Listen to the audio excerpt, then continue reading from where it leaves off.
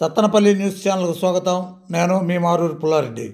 ఈరోజు సంక్రాంతి సందర్భంగా మీ అందరికీ కూడా శుభాకాంక్షలు తెలియజేస్తూ ఒక ప్రత్యేకమైన చిన్న వార్తా విశేషాన్ని మీకు తెలియజేయదలుచుకున్నాను. ఒకప్పుడు మనం మద్రాసు రాష్ట్రంలో ఉండేవాళ్ళం. ఆ రాష్ట్రం విడిపోయి ఆంధ్రప్రదేశ్గా మారిన తర్వాత నీలం సంజయ్ రెడ్డి గారు ముఖ్యమంత్రిగా ఉన్నారు. ఆ సమయంలో ఎమ్మెల్యేలకు క్వార్టర్స్ ఉండేవి కాదు. ఎమ్మెల్యేలంతా కూడా హైదరాబాదు లకిడికాపూల్ అనే ప్రాంతంలో అసెంబ్లీ హాలుకు దగ్గరలో ఉన్న ద్వారకా లాడ్జిలో ఉండేవాళ్ళు. ఒకరోజు ఏం జరిగిందంటే, అసెంబ్లీలో ఏదో గొడవ జరిగి ఎమ్మెల్యేలంతా కూడా వాకౌట్ చేసి గుంపులుగా నడుచుకుంటూ హోటల్కి వెళ్ళారట. మర్నాడు ఆంధ్రప్రభ దినపత్రికలో అదిగో ద్వారక ఆలమందల అవిగో అనే హెడ్డింగ్తో వార్త వచ్చింది.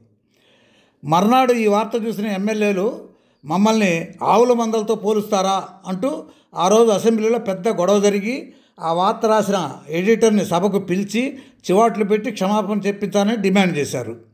చివరిలో ముఖ్యమంత్రి నీలం సంజయ్ రెడ్డి మాట్లాడుతూ, ఒక అద్భుతమైన తెలుగు పద్యపాదాన్ని ఆ రచయిత అంత అందంగా వాడుకొని వార్తను ఎంతో జనరంజకం చేశాడయ్యా. మన సాహిత్యంలో ఇలాంటి సొగసులు ఎన్నో ఉన్నాయి. అసలు అలాంటి ఆలోచన వచ్చినందుకే ఆయనకి మనం సన్మానం చేయాలి. మనలాంటి వారిని కూడా రంజింపజేయగల శక్తి కవులకు రచయితలకే మాత్రమే ఉంది.